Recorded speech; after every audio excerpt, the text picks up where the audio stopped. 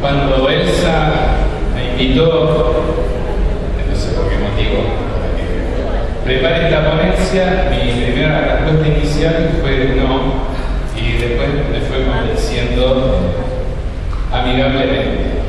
Entonces, cuando me dijo que tenía 3 horas para hablar, dije, bueno, qué suerte, porque viene bárbaro para después de comer de la cuba. Pero vamos a tener que sintetizar, porque no tenemos mucho tiempo, así que no se asusten porque voy a hablar menos de lo que tenía pensado. Entonces, vamos a reflexionar un poquito sobre el entorno en el que nos movemos relacionado con el mundo editorial, las bibliotecas universitarias y un poco de la comunicación, digamos, cómo nos comunicamos hoy en día. Para eso propongo que partamos de nuestro entorno cercano, o sea, nosotros primero, el sistema de bibliotecas de la Universidad de Buenos Aires, y recordar qué parientes cercanos tenemos en todo lo que es la industria editorial. Sobre todo, más que nada, de lo que voy a hablar es de la parte editorial académica, ¿sí? O sea, todo lo que es texto universitario. Y en nuestro mundo, el mundo de las bibliotecas de la UBA, tenemos, por un lado, una editorial de la Universidad de Buenos Aires que tiene ya 55 años, Eudeva, y después tenemos también una carrera de edición. Recién los colegas de Filosofía y Letras se llevan unos cuantos premios, ¿sí? Y siempre los de bibliotecología estamos llorando, los docentes, ¿no? Pero para consolarlos un poco, que veo aquí a la directora de bibliotecología que se sonríe cuando lo digo, siempre nos pensamos como la Cenicienta, los parientes pobres, y yo les digo que hay gente más pobre que nosotros, por ejemplo, en la carrera de edición. Nosotros tenemos más alumnos que biblio y proporcionalmente tenemos menos docentes. Pero bueno, no vamos a ponernos ahora a sacar los trapitos al sol. Lo que sí, esta carrera de edición tiene unos 380, 400 inscritos por año. Y cada año de esta carrera surgen de 10 a 15 graduados, que por el sistema de pasantía, que también existe en bibliotecología, bueno, es gente que puede hacer su aprendizaje o trabajar con nosotros. Y otro tema curioso que tiene también la Universidad de Buenos Aires es que no es solo Eudeva, obviamente que es la editorial paradigmática, pero no es solo Eudeva la única editorial de la UBA. También tenemos las ediciones de libros de Rojas y de otras facultades, como por supuesto la filosofía, la economía. Entonces, la UBA tiene este tema de la escala, porque es tan grande que no tiene, por ejemplo, una sola editorial, ¿sí? Y después ya, ampliando un poco más el panorama, saliendo, digamos, de la UBA, tenemos la red de editoriales universitarias, que acaba de inaugurar hace unas semanas su portal del libro universitario argentino. Después ustedes en la presentación sí van a tener linkeando los enlaces a todos estos recursos. Ahora, simplemente esta ponencia es pensar algunas cositas que algunas que ustedes ya las saben, otras quizá no, y bueno, pensar entre todos un poco cuál es nuestro contexto, qué cosas se nos pueden ocurrir. Les dije que les iba a leer las cifras, era mentira porque después de comer produce una siesta inmediata, pero bueno, más o menos cualquiera de estas cifras nos asusta inmediatamente. Este es un gráfico del 2010 que ya está desactualizado, ya hay muchas más que estas cifras que se mencionan ahí, 5 millones de terabytes, que era el tamaño hace 3 años de Internet, pero por supuesto va a ser el doble o más. Y después, lo que continuamente hoy mencionaban otras expositoras, ¿sí? Por ejemplo, tiene una gran circulación el mail. Es cierto que en un ámbito adulto, ¿verdad? Porque el mail es una cosa que usamos nosotros. Nuestros hijos raramente usan el mail porque se comunican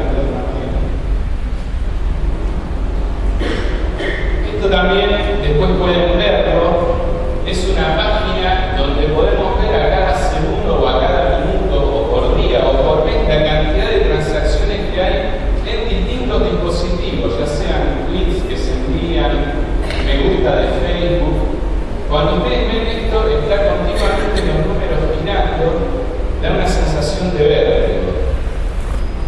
Él siente una fotografía y va a poner lo cual no tenía que hacer.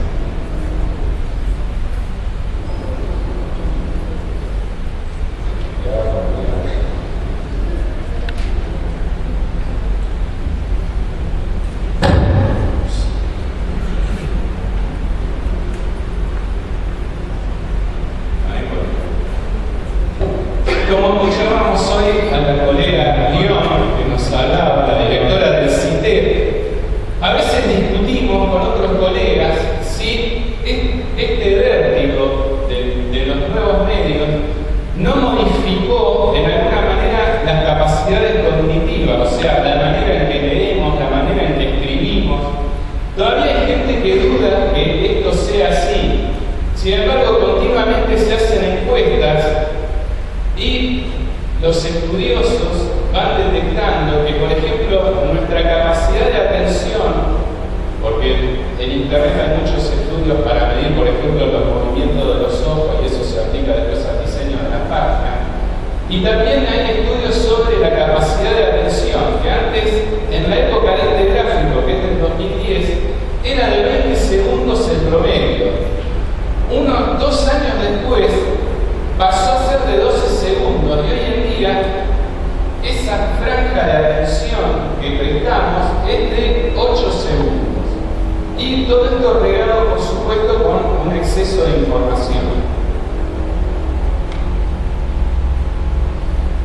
Entonces, el mundo en que vivimos es un mundo de pantalla. Las pantallas pueden ser de distintos dispositivos, hasta las de la televisión, o la de los monitores donde nos mira la gente de seguridad, ¿sí? Pero este es el entorno en el que vivimos y ya es un lugar común decir que, bueno, antes teníamos que tener el edificio de la biblioteca lindo para que la gente venga. Bueno, ¿qué tenemos que tener? Como decía hoy Nora, bueno, un lindo website, porque si no estamos en Internet no estamos. Prácticamente a nadie le importa si tenemos libros o no, libros de papel. Ahora, ¿qué tenemos que tener? Libros digitales en la web. Nosotros le decimos repositorio, pero bueno, siempre nos gusta dar nombres complicados a las cosas. Pero bueno, biblioteca digital, repositorios institucionales. Y en ese entorno en el que nos movemos, la gente no solamente que pasa toda parte de la vida que llamamos virtual, en realidad nosotros mismos, de horas que pasamos frente a una pantalla, sino que también hay un montón de otras transacciones que se hacen por el celular, por la netbook o por la tablet. Y estas van desde pagar impuestos, comprar un pasaje, comprar ropa, lo que se nos ocurra. Lo que pasa es que nos cuesta reconocer que la gente no viene a las bibliotecas porque pensamos que ese es nuestro objetivo principal. Bueno, quizás lo que vamos a pensar es que la gente visite nuestro sitio web.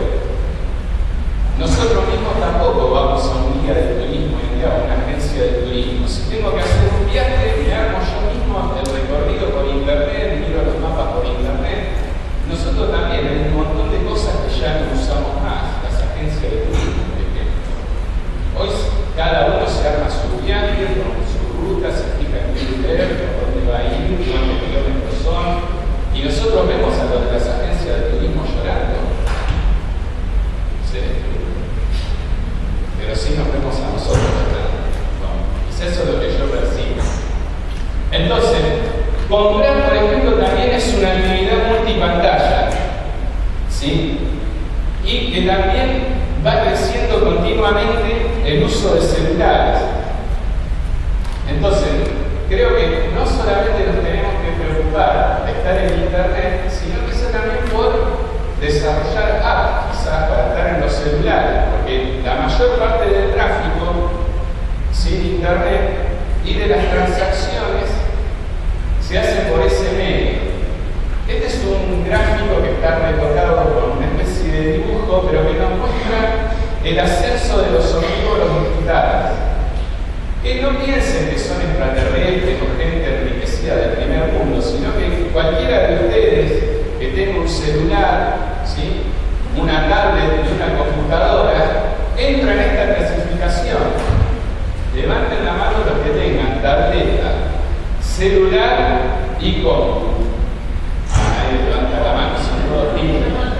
Casi más o menos un tercio. Bueno, no les creo porque los tímidos que no levantaron la mano para mí son otro tercio, así que considero que más de la mitad de la sala o la totalidad de esta sala, aunque no hayan levantado la mano, son omnívoros digitales. Porque puede ser que no tengan tablet, pero todos van a tener celular inteligente o más o menos inteligente y también computadora. Eso significa que a la mañana o en el subte o en el colectivo vienen mirando las noticias por el celular. Después todos nosotros estamos por lo menos 8 o 9 horas en la pantalla, ¿sí? Mirando lo que corresponde, el Plinici, el Microici o el COA, en fin, lo que les guste, o el PKP. Y a la noche cuando llegamos a casa decimos, bueno, voy a descansar un rato, entonces, ¿qué hago? Y prendo otra pantalla, la de 55 pulgadas o la de la tablet, o entramos a Facebook. Y así descansamos de todas las otras pantallas en las que estuvimos durante todo el día. Esto da un promedio muy grande de horas en pantalla, ¿sí? Seguramente que no tengo tiempo, y acá me vienen a retar. No. Bueno. Y quería más o menos, bueno, traer algunas tendencias que ha diseñado, en este caso que ha recopilado la isla. Tendencias que ellos denominaron surfeando las olas o atrapados en la marea. Y que también ustedes pueden contribuir, si quieren, con comentarios a enriquecer estas tendencias. No tenemos tiempo para detenernos en todas, pero digamos, básicamente están centradas en 5 aspectos. Una, que las nuevas tecnologías van a expander, ¿sí? Pero también van a limitar a todos los que tienen acceso a la información. Como también lo saben todos nuestros colegas que hacen alfabetización informacional, que justamente trabaja para solucionar uno de estos problemas, el de la gente que es analfabeta digital. Otra de las tendencias es sobre el gran crecimiento que tiene la educación en línea. Esto nos va a llevar, digamos, a enriquecer, ¿sí? Por una parte, nuestros contenidos. Hoy la directora del CITEP mencionó que en algún momento las aulas virtuales se parecen a repositorios.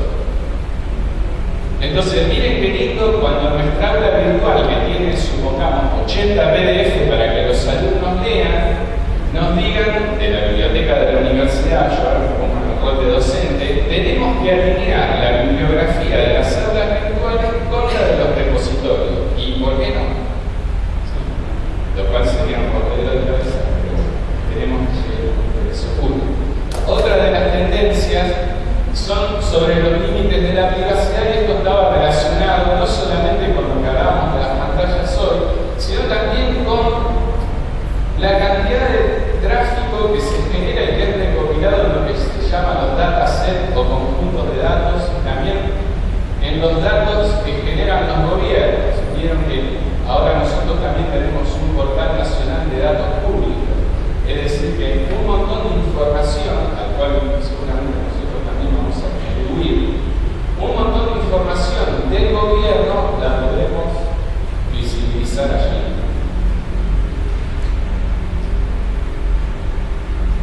Bueno, y ahora acá parece que se le rompió la cabeza porque tiene un engranaje en la cabeza. Entonces, esta otra tendencia, que ya es la cuarta, es la de las sociedades hiperconectadas. Y hace referencia a las posibilidades que generan todos los nuevos medios, por ejemplo, a los movimientos monotemáticos. Les diríamos nosotros los movimientos de una causa única. Vieron, por ejemplo, las guerras de almohadones en el planetario, los movimientos sociales que muchas veces son convocados por Facebook o por Twitter. Esa tendencia trata de reflexionar sobre eso. Por las caras creo que no les gustan mucho estas tendencias, pero bueno, la ventaja es que yo no las hice, las hizo la isla, entonces si no les gustan pueden mandar sus opiniones a la página de la isla. Y la última de las tendencias es la de la economía mundial de la información. información que obviamente está cambiando por las nuevas tecnologías y donde también tenemos para pensar sobre el tema de la privacidad, a veces porque queremos, y vieron que hay gente que está en Foursquare. Yo por ejemplo entro a Twitter y dicen estoy en el bar La Floresta de Luján, y yo digo, obviamente estoy en la Giralda de Barcelona, qué lindo, pero yo digo, a mí qué me importa. Pero bueno, nosotros podemos saber dónde está otro porque nos va marcando su paso por las redes sociales y a veces no queremos que lo sepan, como pasa con el celular o con la tarjeta SUBE. Entonces, esta tendencia reflexiona un poco sobre eso. ¿Quién es el dueño de los datos o qué pasa con los datos? Y quizá no quiero que otros conozcan. Y para salir un poco ahora de las tendencias y ver cómo estamos con respecto al resto de América Latina, esto es para recordar que obviamente la mayoría de la producción editorial corre por las editoriales comerciales, pero fíjense que una porción de la misa respetable es un 10% que corresponde a las editoriales universitarias. Y esto corresponde también a la cantidad de la franja del mercado, digamos, de todas las ventas. También hay un 10% que es el de contenido académico.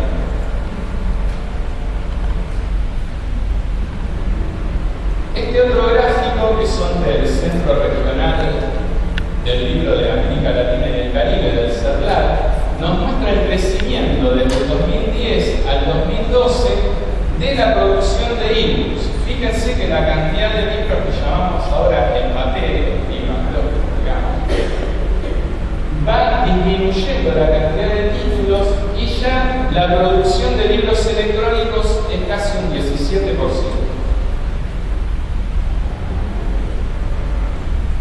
O acá no les voy a leer los datos, pero más que nada para recordar que la mayor producción editorial de América Latina está liderada por Brasil con el 40% y después está México, nosotros y Colombia. Esos son los 4 grandes productores, ¿sí?, de casi el 80% de todo lo que es edición en América Latina. Y otro dato que me llamó mucho la atención es que en el mercado del entretenimiento y los medios de comunicación, en un estudio de tendencias de PricewaterhouseCoopers, figuran estos países con mayor crecimiento en el área, donde están de la mitad para abajo, no sé si llegan a leer, estos 4 sería lo que se llama el BRIC: Brasil, Rusia, India y China, más o menos con el 12, el 10% de crecimiento, y estamos nosotros también, ¿sí?, porque el área del entretenimiento, de las industrias creativas, es un área muy fuerte en nuestro país.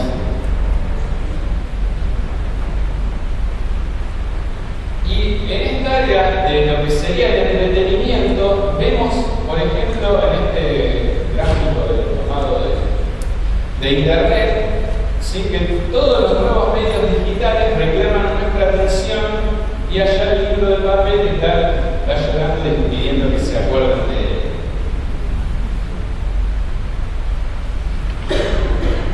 Esta otra, que es de Facebook, ¿sí?, me parece que refleja muy bien lo que los estadounidenses llaman, bueno, lo que nosotros llamamos los jóvenes y nosotros decimos a nuestros hijos, los chicos, ¿sí? Lo raro es que estén en la calle, porque esa es la única parte rara del chiste, porque es muy raro que jueguen en la calle como jugábamos nosotros. Para no ser tremendista, propongo reflexionar y pensar que el libro de papel ha muerto, ¿sí?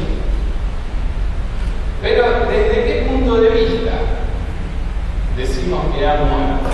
Si nosotros ya conocemos los libros electrónicos desde el comienzo, es más, somos los primeros lectores de libros electrónicos.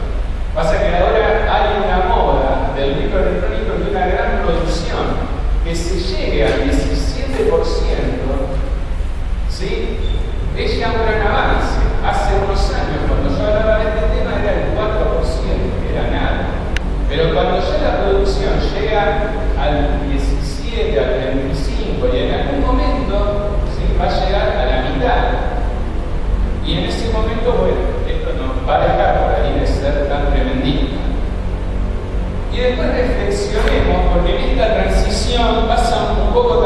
refleja muy bien este chiste. En la época de los primeros 5 siglos, digamos, en la Edad Media, cuando aparece el códice y reemplaza el pergamino que se enrollaba, también tenemos las típicas opiniones del cariño a lo que dejamos atrás, ¿no? Acá hay un monje que está contento que dice: con este nuevo revolucionario invento podemos llevar como decenas de pergaminos en un solo códice. ¿Recuerdan Historia del Libro? Cuando teníamos que estudiar los códices, los primeros libros del tamaño del libro de bolsillo hechos con pergamino. Pero claro, los monjes negros me dicen: y no es lo mismo que leer en un pergamino toda la vida. Y nosotros decimos lo mismo, pero no es como el libro de papel que tiene olor y que nos contamina los ácaros y que tiene tierra cuando lo sacamos del estante del fondo, porque ahí, para compararlo con el electrónico, sacamos todo lo más lindo. Nunca pensamos, cuando vamos al fondo del depósito y agarramos el libro que tiene telaraña, tierra, ácaro, en eso no pensamos, reconozcámoslo. Otra postura, ¿cuál sería? ¿Y dónde está el encanto de tener que desenrollarlo? La gente no va a querer cambiar de costumbre o cambiar de soporte. Estas cosas las seguimos escuchando. Digo yo, vamos a estar en el 2030, pero bueno, nosotros que vamos a tener ambos soportes, lo seguiremos escuchando. Bueno, y después otro que dice que eso, tanto contenido en tan poco espacio, va a hacer peligrar el modelo de negocio. Y finalmente el último dice: los libros acabarán con la cultura. Entonces,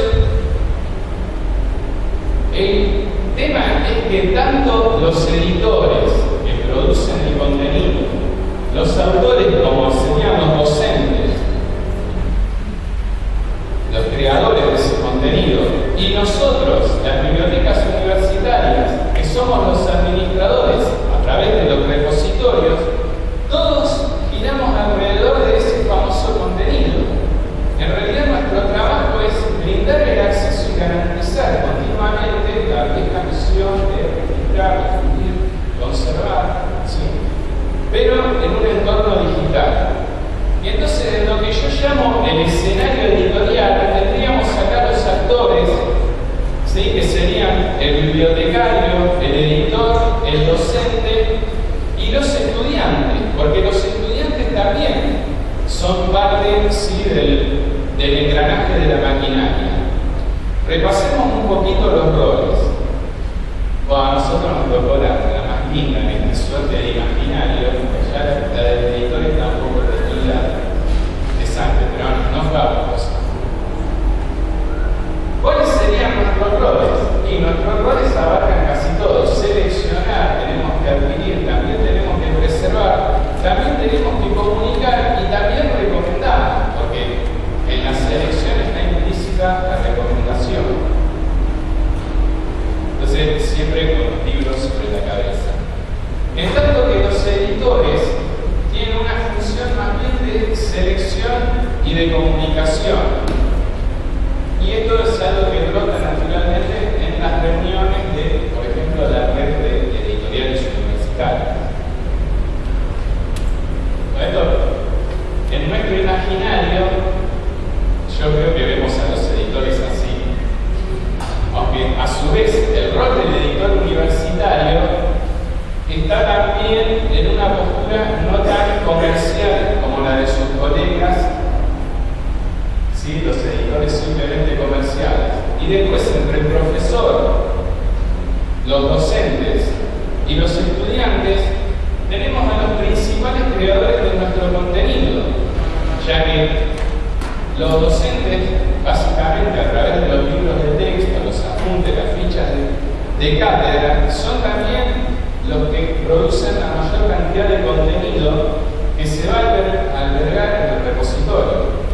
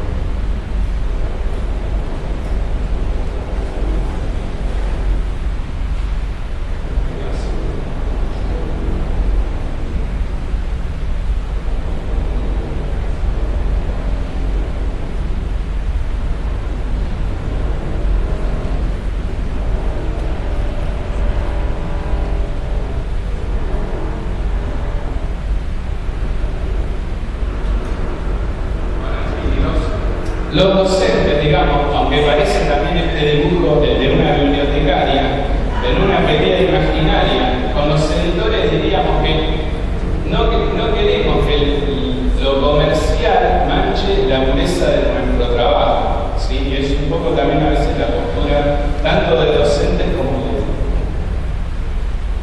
de los bibliotecarios. Los usuarios, noten allí que dice el escándalo es su mejor tema, así que esta imagen ya está clasificada, es cierto escándalo. Los usuarios, no nos olvidemos que van a adquirir y recomendar, y que también los estudiantes a futuro son los que van a alimentar también el repositorio con su tesis de grado y después de posgrado, etc.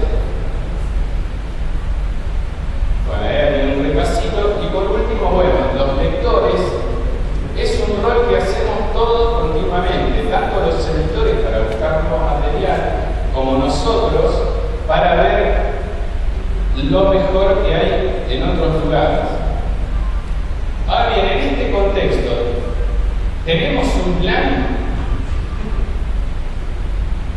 Podemos tener un plan grande, un plan pequeño. Lo importante es que tengamos al menos algún plan. No digo que seamos europeanos, pero bueno, ellos deben estar ya con el cronómetro, fijándose si llegan al 2015 con 30 millones de objetos digitalizados. ¿Sí? Tienen después ahí en enlace para ver todo el plan de europeano.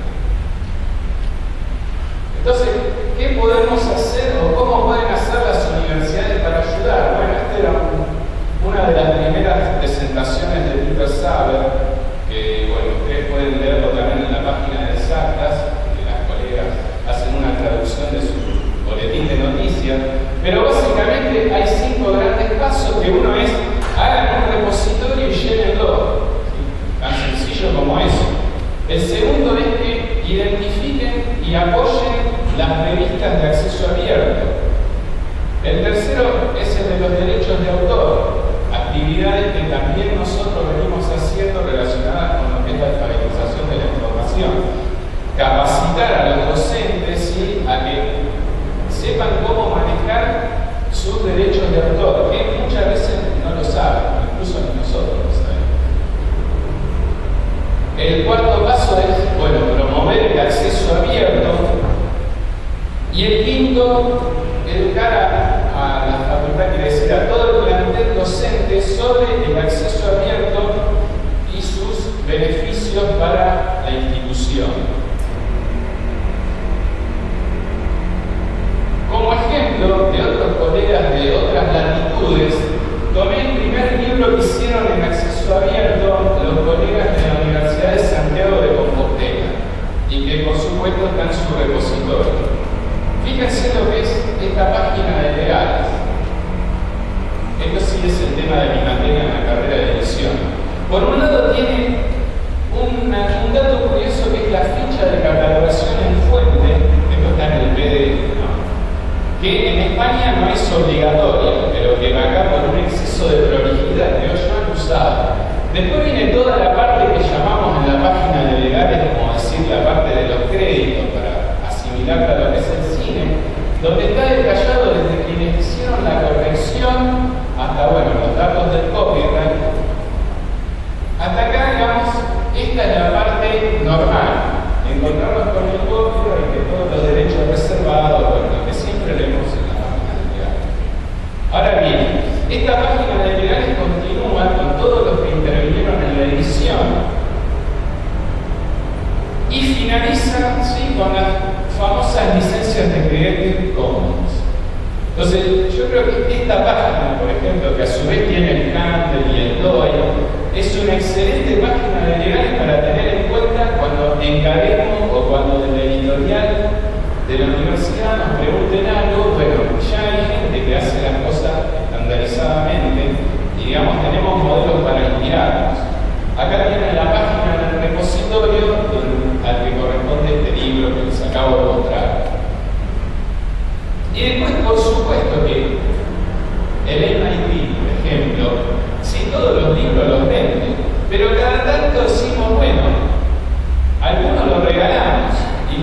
Y acceso abierto obviamente no lo vamos a cobrar.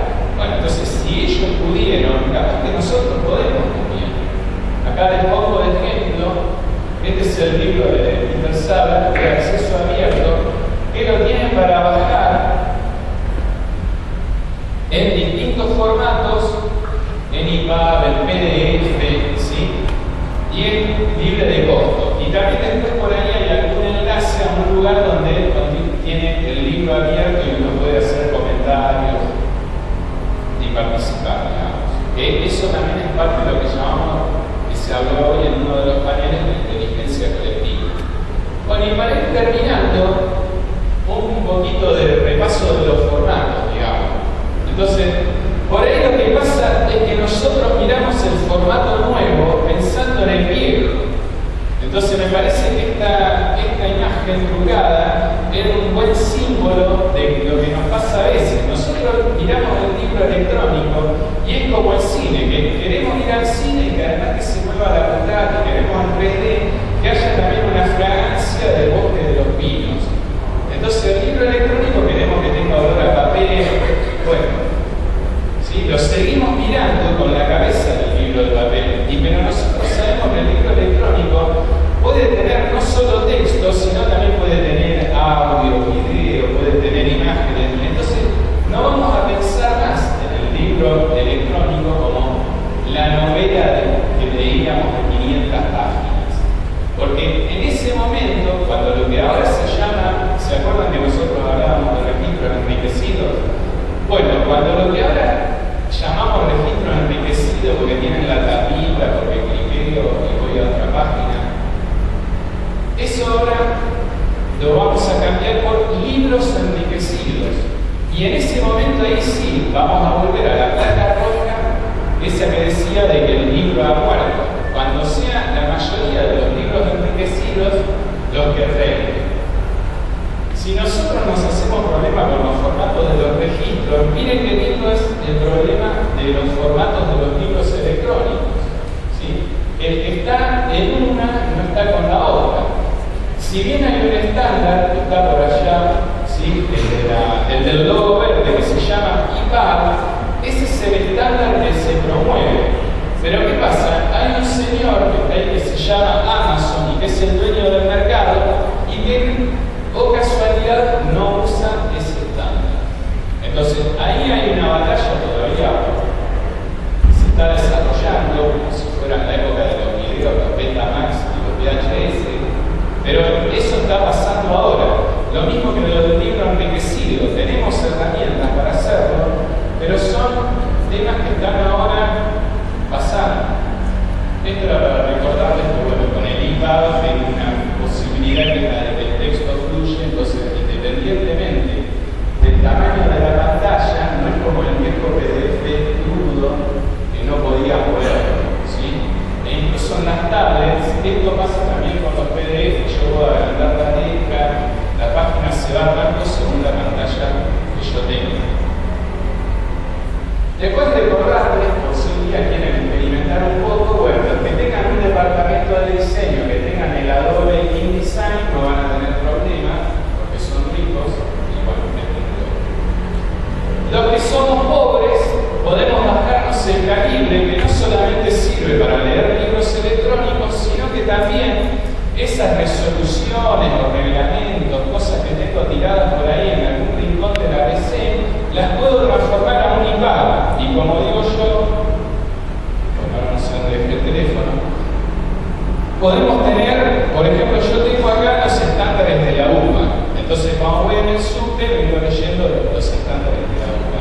Y eso lo podemos hacer con esto, con el calibre.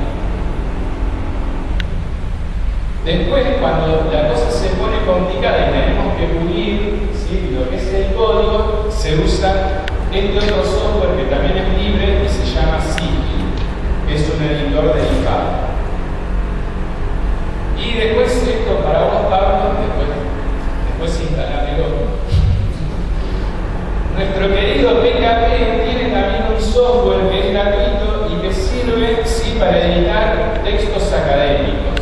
Y acá también le podemos incorporar toda esa parafernalia que hablábamos antes, enlaces a videos, a a resultados de máquinas de los laboratorios, audio, en fin. Podemos hacer con este software un libro que llamamos el libro enriquecido, ¿sí?